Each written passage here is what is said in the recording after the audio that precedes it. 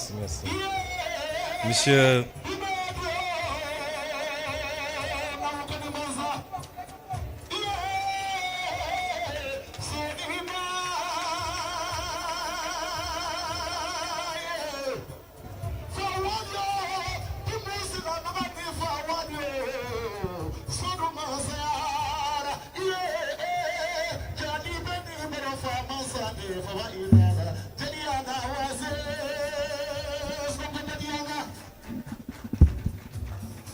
Monsieur le ministre de la formation professionnelle,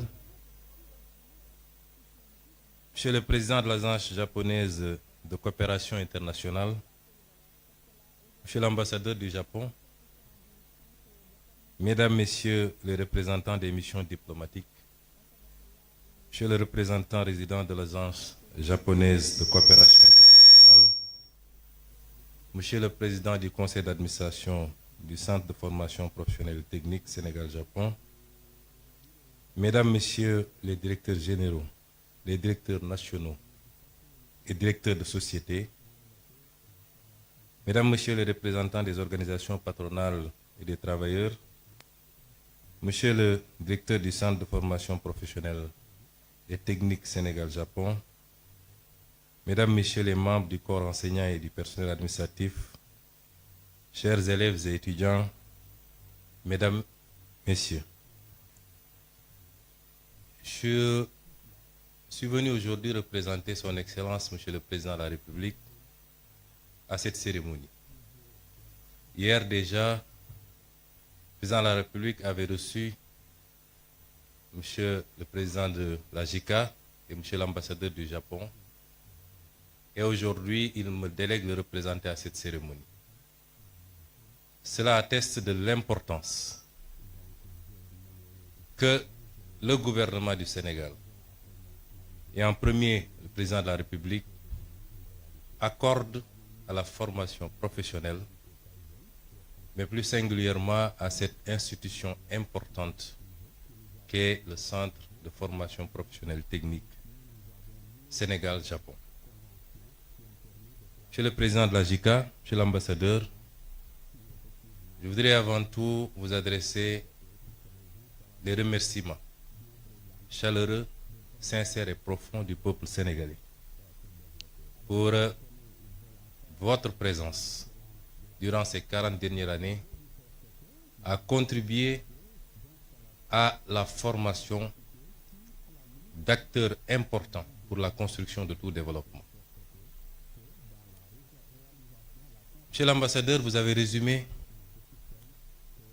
la situation telle qu'elle se présente pour nos pays. Vous avez dit que le Japon, ce que nous savions déjà, ne disposait d'aucune ressource naturelle pratiquement, et qu'il a pu compter particulièrement sur un facteur important qui est le capital humain, pour être aujourd'hui parmi les 5 économies les plus importantes du monde. Cela doit nous interpeller, nous, Africains et nous, Sénégalais, puisque nous disposons d'énormément de ressources naturelles, du pétrole, du gaz, du zircon, des ressources halieutiques, des terres arables, de la ressource solaire et halieutique en abondance. Nous n'avons pas un climat hostile, nous n'avons pas des hivers extrêmement durs. Nous ne sommes pas confrontés à certains problèmes géographiques ou des problèmes liés à un certain nombre de phénomènes tels que les tremblements de terre, les cyclones, les tsunamis et toute autre catastrophe naturelle qui dévaste souvent un certain nombre de pays, et particulièrement le Japon.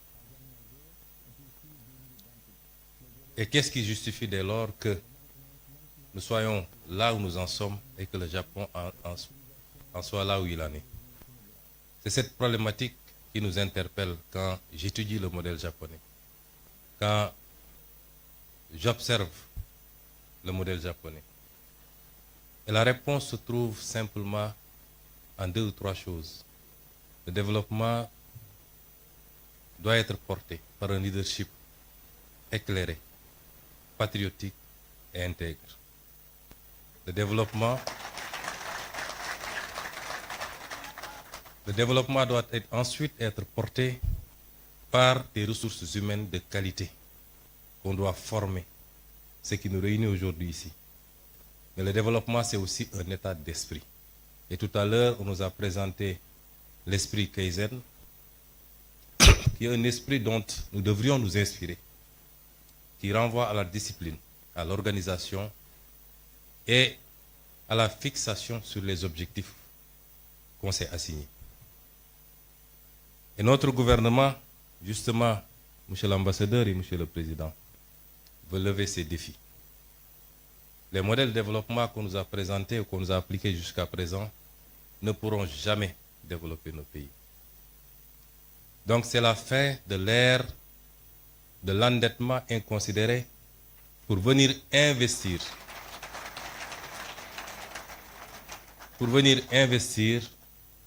dans des projets qui n'ont aucun rapport avec la construction d'un développement endogène et souverain. Nos priorités dès à présent, et vous en rendrez compte à partir de lundi, puisque nous allons présenter au Sénégal et au monde entier de nouveaux référentiels des politiques publiques, avec un horizon dégagé sur 25 années, mais avec ses déclinaisons quinquennaux et décennaux, vous vous rendrez compte que notre objectif, c'est de nous atteler à une construction méthodique, appliquée, patiente, d'un véritable modèle de développement structuré autour d'un certain nombre de pôles de développement qui seront au nombre de 8 à travers le Sénégal. Et nous voudrions que la coopération avec tous nos partenaires soit circonscrite désormais autour de ces impératifs. Et à ce titre, je pense que le Japon est largement en avance, puisque le modèle qui nous est présenté ici est justement le modèle qu'il nous faut, qu'il faut dupliquer et renforcer. Je me réjouis déjà d'entendre et de voir que notre complexe sera bientôt ouvert à Diamniadio. Nous vous en remercions. Mais il est souhaitable, toujours avec la coopération japonaise, que nous puissions ouvrir autant de complexes, à défaut de le faire dans toutes les régions, du moins dans les 8 pôles de développement, pour accroître la chance de tous les Sénégalais, les jeunes Sénégalais, de pouvoir bénéficier d'une formation de qualité chez eux et de pouvoir contribuer localement à construire le développement endogène au niveau local d'abord, au niveau des pôles, puisque c'est la somme des résultats obtenus en mettant en compétition les 8 pôles qui nous permettront d'avoir un résultat appréciable au niveau national. Et dans ce sens, je voudrais rassurer les partenaires. Oui, le modèle japonais est l'idéal pour nos pays. Nous préférons qu'on nous apprenne à pêcher plutôt que de continuer à nous offrir du poisson. Le transfert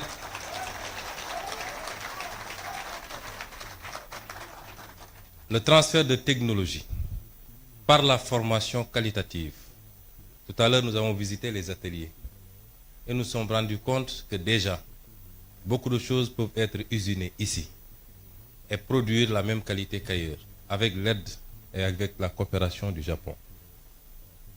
Le transfert de technologie par la formation, mais également par l'accompagnement dans la mise en place des outils et ce dont nous avons besoin désormais.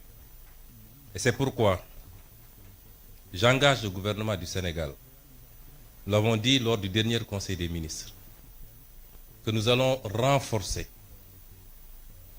l'implication du gouvernement du Sénégal sur le plan financier, sur le plan de l'accompagnement à tout point de vue, pour booster la formation professionnelle. Et cela interpelle également notre système éducatif. Je voudrais dire aux jeunes que la formation universitaire est importante, certes. Elle ne doit pas constituer une sorte de panacée. Tout le monde ne peut pas être universitaire.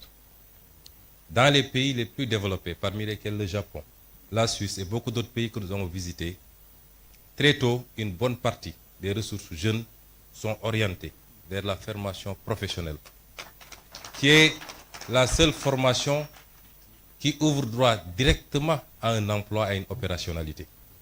On peut faire 10 ans à l'université et quand on vous met dans une position de travail, vous avez besoin encore d'être formé et formaté pour pouvoir être opérationnel. Et le pays a besoin de beaucoup plus de techniciens, de scientifiques, dans tous les domaines.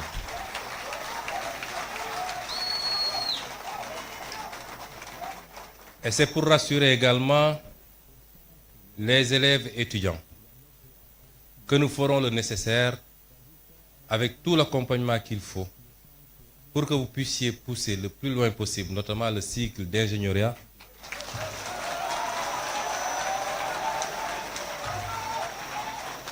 et cela dans les plus brefs délais.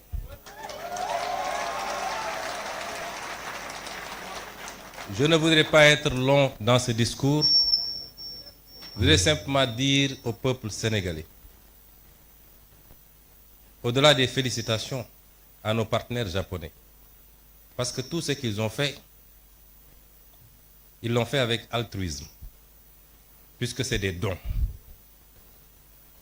Nous les remercions chaleureusement encore une fois au nom du peuple sénégalais. Et dans la coopération future, notre option, c'est de voir avec chacun de nos partenaires qu'est-ce qu'on peut développer de manière spécifique et orienter, concentrer cette formation, cette collaboration autour de ces secteurs. Et dans le domaine de la formation professionnelle, pour la technologie, les sciences de manière générale, le numérique, je crois qu'avec le Japon, nous avons de belles perspectives. Mais ce que je voulais dire au peuple sénégalais, pour conclure, c'est qu'un peuple ne se développe que par lui-même. Savez-vous que nous avons fait récemment un exercice de vérité pour dire aux Sénégalais ce qu'il en était. Certains ont crié au loup en disant que nous aurions dû mentir au peuple sénégalais pour éviter de nuire à l'image du Sénégal. Nous ne sommes pas dans cette relation avec le peuple sénégalais. La vérité sera dite, quelles qu'en soient les conséquences, mais pas pour nuire à l'image du Sénégal, pour lancer un message très fort au peuple sénégalais. C'est que ce qui nous a conduit à ces situations, c'est qu'on a souvent voulu se cacher derrière notre petit doigt et éviter d'affronter les réalités de face. Les modèles de développement qui ont marché ailleurs et qui sont pratiquement identiques compte tenu des réalités et des spécificités socioculturelles sont les mêmes qui développeront ce pays. Et ce modèle, c'est compter d'abord sur nous-mêmes. Notre note a été très légèrement dégradée. Nous attendions beaucoup plus. Pourquoi? Parce que même sur le plan international, les partenaires ont salué l'exercice de vérité. Mais si notre note a été dégradée après, notre développement ne dépend pas du financement international. Il dépend de nous, de nos capacités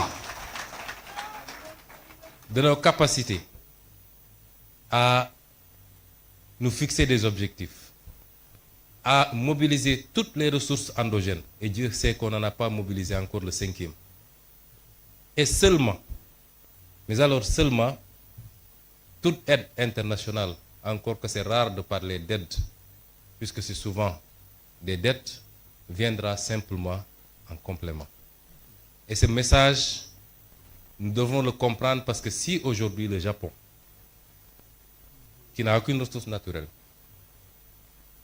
qui a vécu ce qu'elle a vécu lors de la Deuxième Guerre mondiale, a su en être à ce niveau, c'est parce qu'il a appliqué cet esprit, ce modèle, cette combativité, ce don de soi pour sa patrie, mais cette croyance fondamentale en lui-même et en son peuple. Je vous remercie de votre aimable attention.